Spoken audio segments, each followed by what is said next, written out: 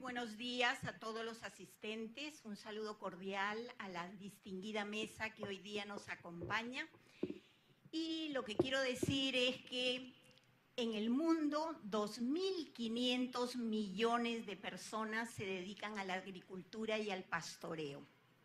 De ellos, el 50% o más son mujeres. Y hoy día quiero hacer un reconocimiento a esas extraordinarias mujeres que son consideradas las guardianas de las semillas y que gracias a ella tenemos la biodiversidad de estos países como Perú, que somos un banco genético para el mundo. En segundo lugar, quiero agradecerle al congresista Cabrera Ganosa por permitirme compartir con ustedes información que he investigado durante 15 años. Y van a encontrar acá ustedes algunas cosas inéditas, pero que llaman muchísimo la atención a los consumidores del mundo. Y de allí, por eso es que estamos preocupados. La siguiente, por favor. La siguiente. Se ha dicho de que no hay problemas, de que no hay enfermedades, ni un solo caso de enfermedad en el mundo. Y eso yo quiero desmentirlo. La siguiente, por favor. Quiero mostrar la historia de un herbicida sumamente peligroso como es el glifosato. Este herbicida fue creado por Monsanto en 1974 y como las malezas, como seres vivos, se fueron haciendo resistentes, cada vez se ha tenido que fumigar mayor cantidad de este herbicida.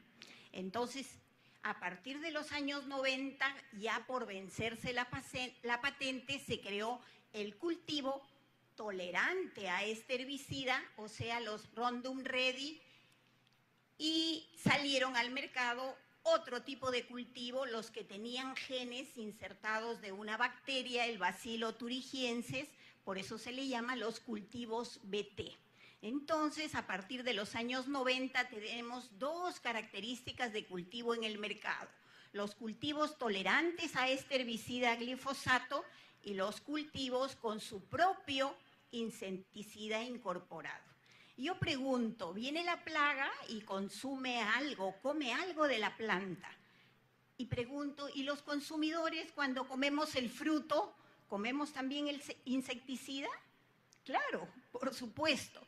Y vamos a ver evidencia científica, porque estoy totalmente de acuerdo con el doctor Fujita, que acá los científicos debemos demostrar con trabajos científicos. La siguiente. Si miran acá, este es un trabajo interesantísimo publicado en noviembre del 2014, donde se ven 22 enfermedades que se producen en Estados Unidos, porque es el país que obviamente tiene más área de cultivo transgénico y obviamente más uso de glifosato que cualquier país del mundo. La siguiente, por favor. Ahí van a ver ustedes que tenemos una línea en verde, que es la proyección esperada. Pero si ustedes miran a partir del año 90, mire cómo aumenta el cáncer de los conductos biliares o del hígado. La siguiente.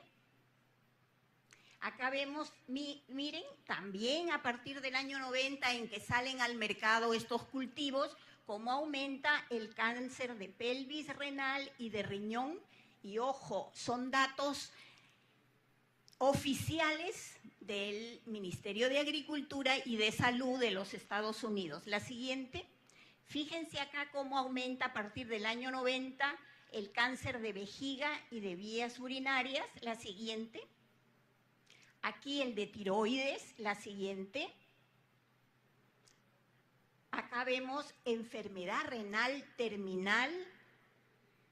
Acá también relacionado a estos incrementos, en rojo vemos el aumento del uso del glifosato y en azulino estamos viendo cantidad de mayores áreas de cultivo de soya o maíz transgénico. La siguiente, acá vemos muertes por hipertensión, también a partir del año 90. Fíjense ustedes, la siguiente, correlación entre muerte por accidentes cerebrovasculares y tanto glifosato y cultivo transgénicos. La siguiente, incidencia anual de diabetes. Mire cómo la curva es tan empinada. La siguiente, acá vemos enfermedad de Alzheimer. La siguiente, enfermedad de Parkinson. La siguiente, cómo aumenta la muerte por obesidad. La siguiente.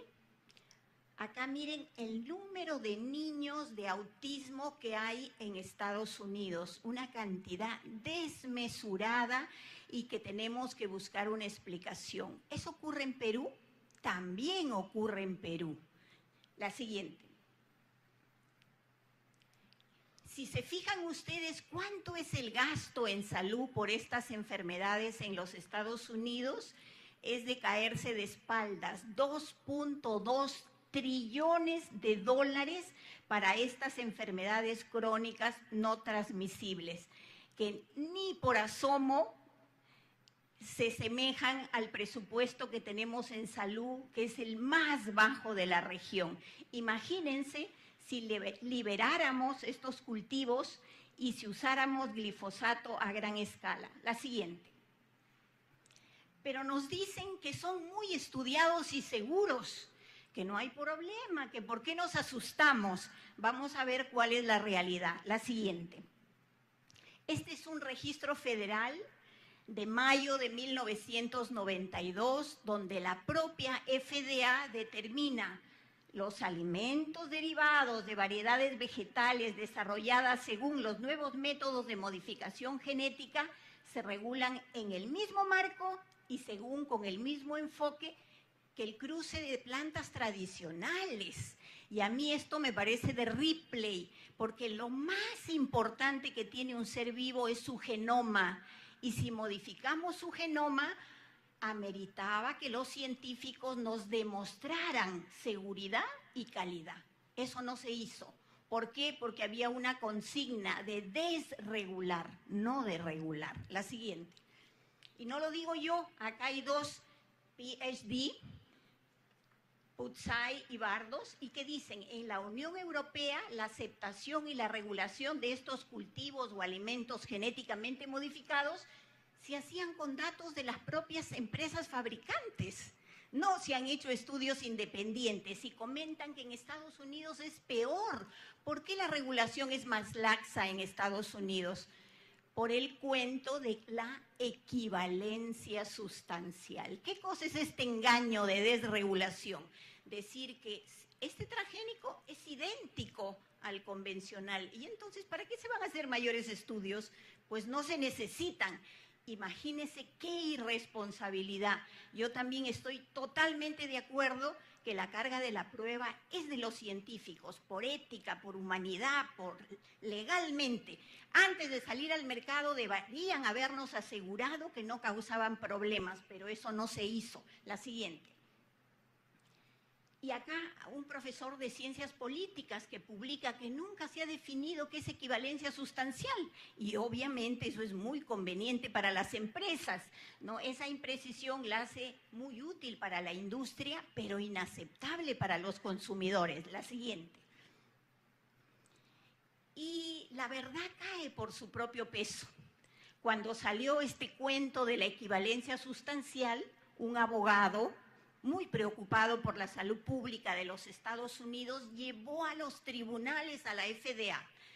Y allí, por derecho a la transparencia de la información, todos los registros de los propios científicos de la FDA se levantaron. Y este abogado tuvo la brillante idea de colgarlos en su página web. Yo los he revisado. Y ahora están publicados en un libro donde él acaba de presentar en Londres el 4 de marzo, y este martes que pasó hizo la segunda presentación en Costa Rica. ¿Qué se ve allí?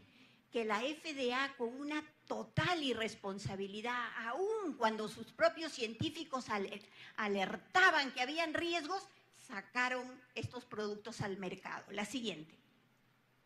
¿Por qué las agencias reguladoras han perdido la confianza de todos nosotros los consumidores? Vamos a ver, la siguiente. Porque hay una enorme presión de estas empresas para vender estos productos, para llenarse de plata, y los consumidores estamos desprotegidos. Tenemos que asociarnos, reunirnos, protestar porque no se respetan nuestros derechos. Vamos a ver. Acá vamos a ver un reporte de Amigos de la Tierra de Europa y donde se muestra cómo ahora los seres humanos tenemos que cargar con los residuos de este herbicida en el cuerpo, en la sangre, en la orina, en la leche materna, hasta en los bebés. Peor todavía, la siguiente lámina. Vean ustedes que ahora la Unión Europea en el 2002 determinó de que este herbicida debemos tener una ingesta diaria admisible. Fíjense ustedes, de 0.3 miligramos por kilo por día. O sea, un niñito de 20 kilos debería consumir, ¿no?, su herbicida 6 miligramos por día. Pero por tanta presión, ahora ya no es 0.3, ahora es 1. O sea, un niñito de 20 kilos puede consumir 20 kilos. Yo digo, ¿va a haber una ingesta diaria admisible de estricnina, de cianuro también? La siguiente. ¿Cuál es la estrategia de marketing de estas grandes empresas? La siguiente. ¿Entienden ustedes esta estrategia peculiar de marketing? Si uno tiene un producto maravilloso, pues lo muestra, que lo compren porque la gente va a querer más de este producto. Esto ocurre totalmente al revés con los transgénicos. Ningún consumidor tiene que saber lo que come. ¿Y eso por qué? Porque los médicos podríamos encontrar la relación de causa-efecto y enjuiciarlos. Pero como no sabemos lo que comemos, estamos atados de manos. La siguiente. Y no salimos con cara de chanchos, de zorros, de espanto.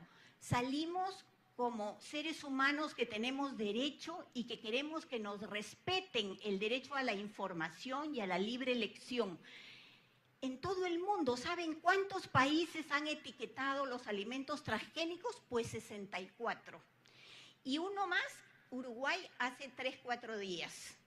¿Y qué pasa en el Perú? Si bien tenemos la ley 29571, que es el Código de Protección y Defensa del Consumidor, y en 6 meses debíamos etiquetar, pues no le da la gana a las empresas acá en el Perú. Y ya tenemos 4 años violando los derechos a la información de los consumidores peruanos. La siguiente. Pero se dice de que, por ejemplo, este herbicida ligado al paquete tecnológico de los transgénicos es muy seguro. Vamos a ver evidencia científica al respecto. La siguiente. Cuando se publicitó este herbicida, se dijo que respetaba el medio ambiente, 100% biodegradable, que no iba a dejar ningún residuo en el suelo. Pues nada más falso. Y ha recibido multas por publicidad engañosa en países que sí defienden a sus consumidores. Y el problema sigue. La siguiente. ¿Qué cosa es el glifosato? Tenemos que ver que es un herbicida derivado de un aminoácido que es la glicina y que es un herbicida total, que mata cualquier tipo de maleza. ¿Y cómo lo hace? Pues altera una enzima que sintetiza aminoácidos aromáticos. Acá deben haber químicos de repente. ¿Los seres humanos, los animales, tenemos aminoácidos aromáticos?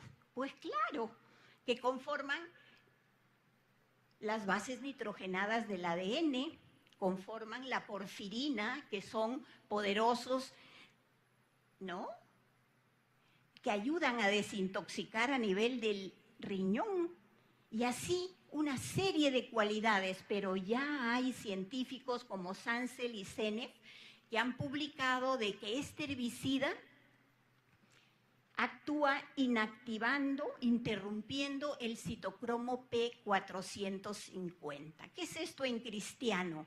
Es un complejo enzimático que ayuda a detoxificar. Todo lo que consumimos en drogas o tóxicos ambientales, estas enzimas nos ayudan a degradar y a eliminar, cosa que no podemos si consumimos o si tenemos residuos en el cuerpo de este herbicida. Este citocromo P450 es responsable del 75% de la detoxificación que tenemos nosotros. Y otra cosa interesantísima, se ha dicho, no, que con las bacterias intestinales no pasa nada, pues es un biocida que estos autores han demostrado que destruyen principalmente las bacterias de la flora intestinal. ¿Y qué hacen las bacterias de la flora intestinal? Pues producen ácidos grasos de cadena corta para nutrir el colon, producen vitamina K y una serie de actividades. Se dice, yo consumo algo y no pasa nada en el intestino.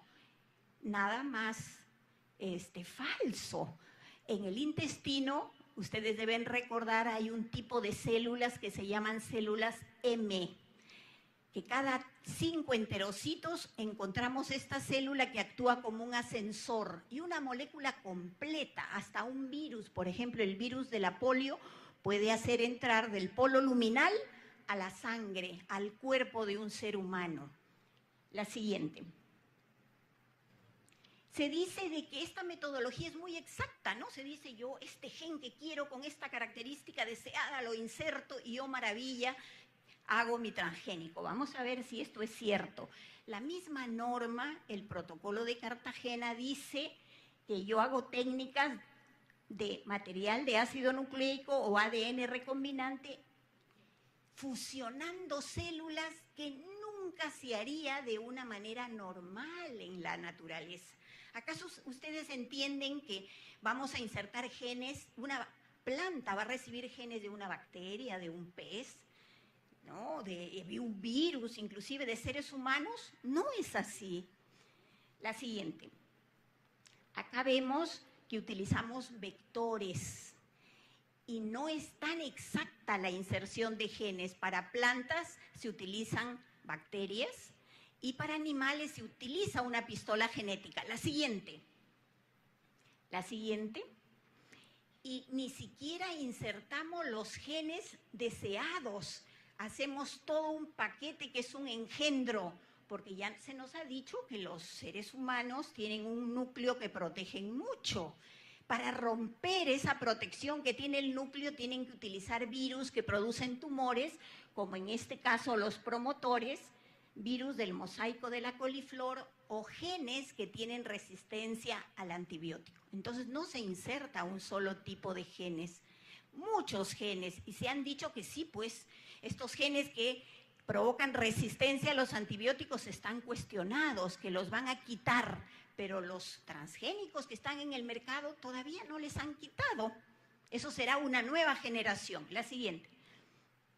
Y esto no lo digo yo, lo dicen los expertos de la Organización Mundial de la Salud, que el proceso de transgénesis, insertar todo este cassette, no es un proceso controlado y puede tener varios resultados con respecto a la integración, a la expresión y a la estabilidad. Como no son genes de la especie, escapan y en plantas contaminan a otras especies. La siguiente.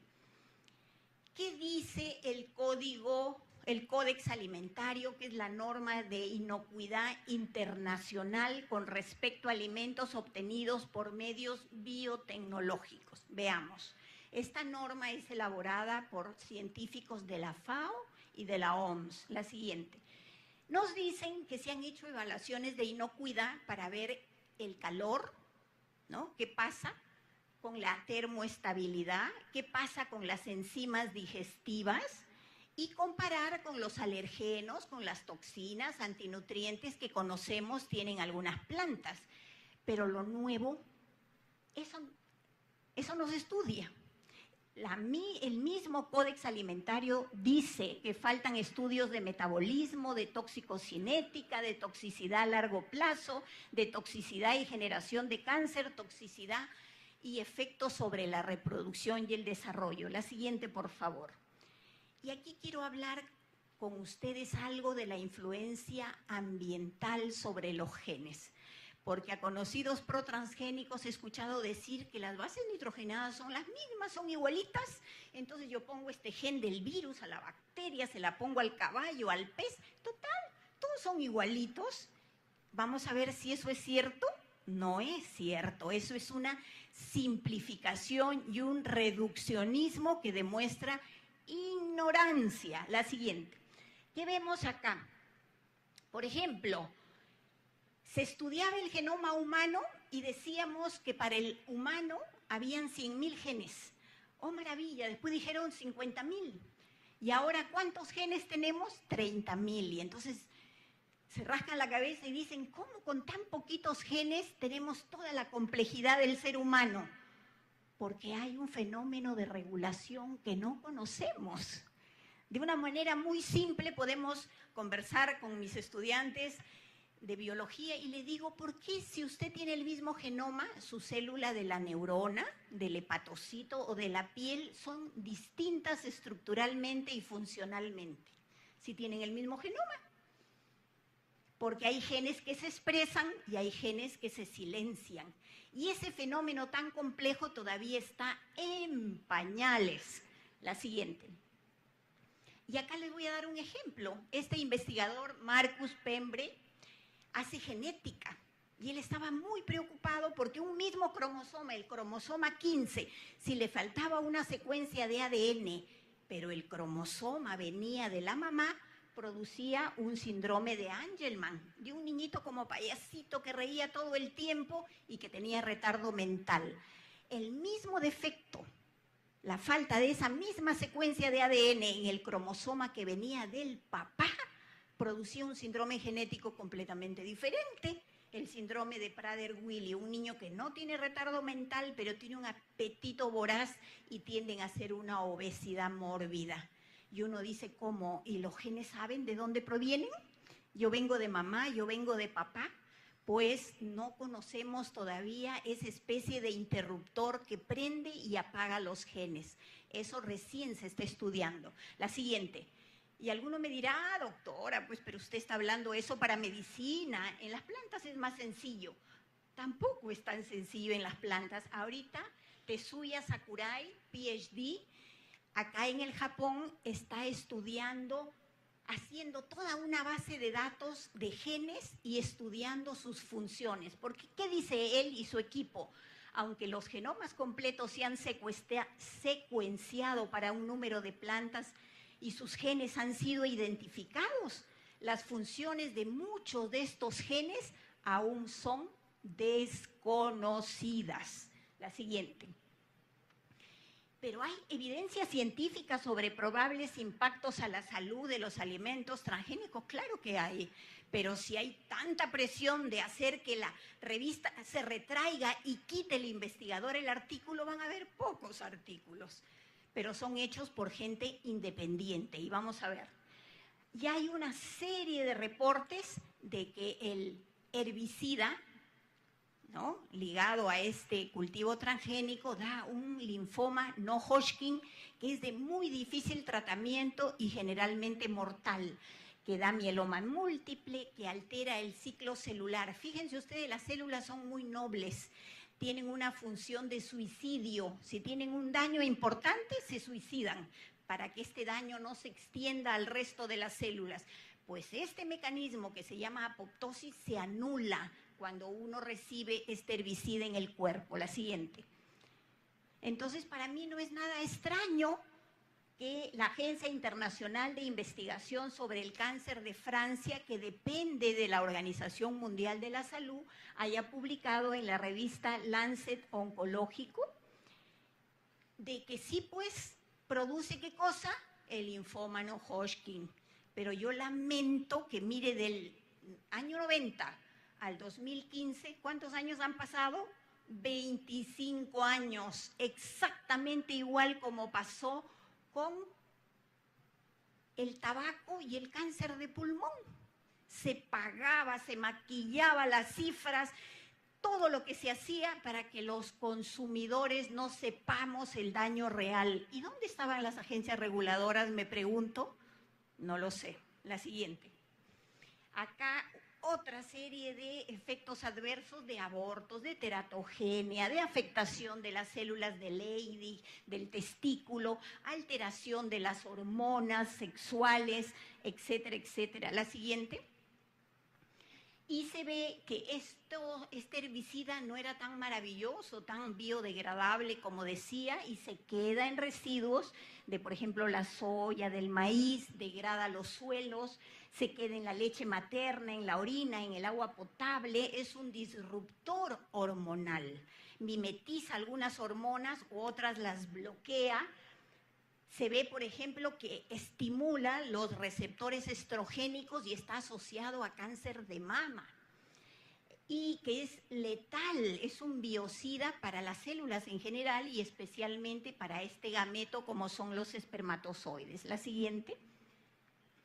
Y hay artículos de Putzai que alimentó a unas ratitas con papa BT, o sea, su propio insecticida incorporado, y observó alteración de las células gástricas y el sistema inmune. Este trabajo del gobierno de Austria en estudio de ratones que los alimentó a largo plazo y vio que descendía la fertilización. Esta Academia de Ciencias de Rusia también alimentó animalitos con transgénicos y vio retraso en el crecimiento, desarrollo, desequilibrio de sexo en la camada. ¿Cuál es la raza más fuerte? Generalmente sobrevivían más las hembras y las crías tenían infertilidad. ¿Qué pasó en la India? En la India se introdujo el algodón BT, pero las plagas se hicieron resistentes y entonces los indios son muy parecidos a Perú, donde el 90% son pequeños agricultores, y hubo una ola de suicidios porque estaban muy endeudados y no sabían qué hacer con esta promesa maravillosa de mayor rendimiento que les habían vendido. Ahora, cuando quisieron introducir la berenjena BT, han protestado y han conseguido una moratoria. ¿Qué pasó en Italia? Alimentaron a ratoncitos adultos y otros recién destetados, y se vio que en ambos que recibían este tipo de alimento tenían una gran respuesta inflamatoria y afectación del sistema inmune de defensa. La siguiente. Este investigador, Gilles Eric Seralini, revisó 19 trabajos, los mejor hechos, pero se dio cuenta que se hacían en pocos animales y en tiempos muy cortos de 90 días. Sin embargo, a pesar de eso, ya se afectaban los principales órganos detoxificadores como el hígado y los riñones. ¿Y qué recomendó él? Hacer estudios en tiempos mayores. La siguiente. Este es el trabajo que han estado criticando anteriormente, pero es un trabajo interesante porque es uno de los pocos que se ha hecho a largo plazo. Y como se estila con estas grandes empresas, hay que hacer bullying al investigador que hable algo malo sobre los transgénicos. Hay que presionar para que la revista anule ese artículo. Pero la verdad cae por su propio peso, porque muchísimos investigadores refirieron que la cepa de ratones usada es la misma que usan todos los investigadores. Y lo que produjo de daño de enormes tumores de mama se daba no por la cepa, se daba por el herbicida glifosato que recibían o el maíz transgénico. La siguiente. Y finalmente se crearon estos productos con el eslogan de combatir el hambre y la pobreza del mundo, ¿no? Eran unos maravillosos alimentos. Veamos si esto es cierto. La siguiente. Ahí vemos al director general de la FAO, que el mes pasado nomás ha declarado lo siguiente, que a pesar de que se ha reducido 100 millones de hambrientos, es una vergüenza que en el mundo todavía hayan 805 millones. A pesar de que la producción mundial de alimentos, saben ustedes, es el doble para cada ser humano de este planeta. Entonces, esto no es cuestión de producir transgénicos o no producir transgénicos. Es la razón de pensar en todos como seres humanos, como niños o gente que tiene derechos. Y él dice de que estamos con un problema serio de degradación de suelos, con una pérdida peligrosa de biodiversidad cuando estamos enfrentando un problema muy serio que es el cambio climático.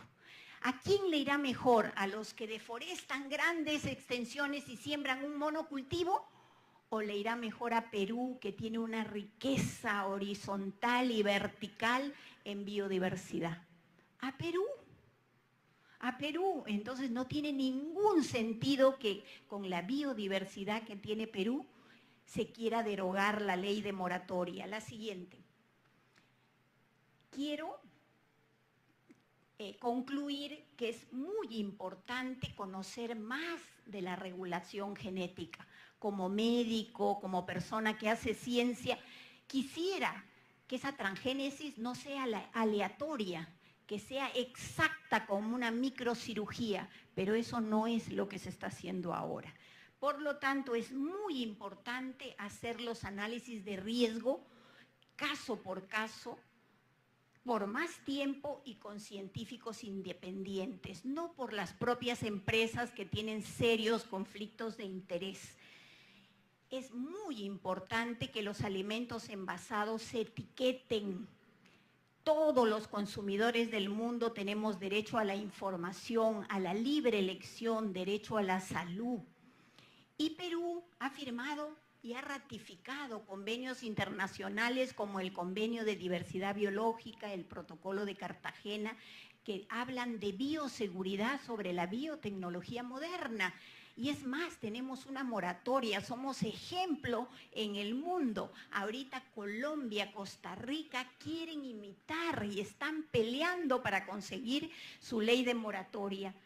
Y nosotros hemos cumplido 4 años y todavía no podemos hacer los controles en aduanas y en campos de cultivo. Es más, ya se han dado alertas de que hay maíz amarillo duro transgénico.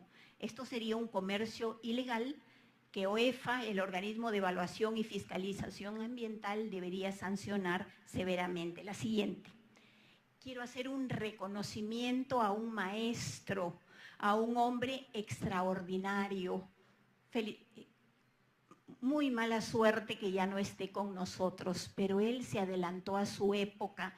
Él hablaba que un desarrollo económico hacia una nueva economía es la economía verde.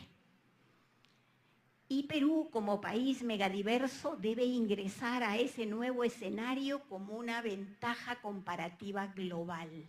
¿Saben ustedes cuánto representa la biodiversidad en ingresos económicos? De acuerdo al informe que hizo el Ministerio del Ambiente en el tiempo que estuvo él, 9.000 millones de dólares. No es una cantidad despreciable. Y sin apoyo, ¿no? Entonces eso tenemos que valorar. Y yo no le daría zanahorias ni arroz transgénico a las autoridades, como se ha publicado en un editorial. Yo les daría pachamanca, granos andinos, productos nativos. ¿Para qué? Para que nuestras autoridades y también congresistas se identifiquen con el Perú, tengan identidad nacional y protejan lo que es nuestro. Gracias.